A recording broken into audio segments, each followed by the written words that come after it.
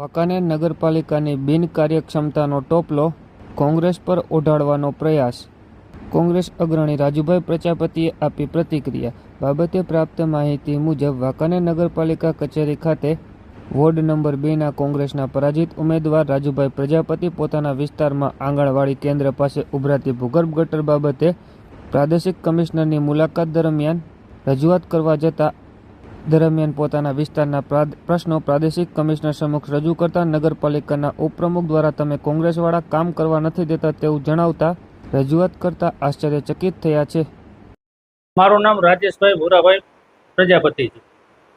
હું આજે મારા વિસ્તારની ફરિયાદો લઈને ગયો તો નગરપાલિકાએ. જોકે અવારનવાર મેં ચીફ ઓફિસરને ફોન ઉપર તો રજૂઆત કરેલી, મહેશભાઈને અવારનવાર ફોન કરેલા પણ ફોન ઉપાડતા નહીં, અને મારી તબિયત બરાબર હતી ને એટલે હું ઘરની બહાર નીકળતો નહીં.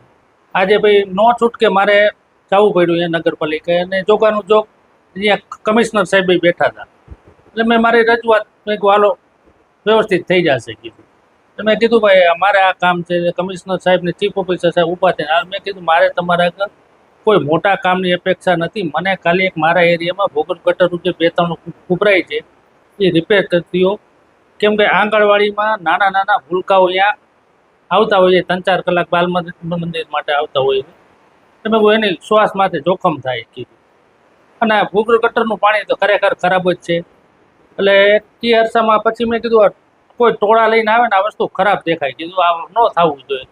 એટલે એમના જે ઉપપ્રમુખ રહ્યા હર્ષિત સોમાણી મને કે ભાઈ તમારે થાય કરી લો, કે ટોળા લઈને આવવું હોય તો ટોળા લઈને આવવું, કોંગ્રેસ વાળા અહીંયા કામ કરવા નથી દેતા. ભાઈ અમારા એરિયામાં કામ કરવા આવે ને તમે એક કર્મચારીને પૂછી લેજો તો હાલ સુધી રોકાણ આવે તો અમે જમવાનું પ્રોવાઈડ કરી દઈએ, ઠંડુ પાણી, ઠંડુ પીણું, લચ્છી, શરબત, આ બધું અમારે અહીંયા ચાલુ હોય. કોઈને તેલફેલ બોલે નહીં. અમારે અહીંયા કામ કરવું હોય તો અમે શું કામ પૈસા ના પાડી? તમે કે ભાઈ તમારે થાય કરી લીધો, ટોળા લઈને આવવું તો ટોળા લઈને આવજો, જાઓ. મેં ચૂંટણીમાં ઊભો તો મને લોકોએ મત આપેલા છે, 1000 મત આપેલા છે. તો હું એવો નેતા નથી કે મારું કામ પતી ગયું એટલે નીકળી જાઉં. જીતેલાનું કરે કે ન કરે, બાકી ભલે હું હારી ગયો પણ હું તો મારી પ્રજાની હારે ઊભો છું.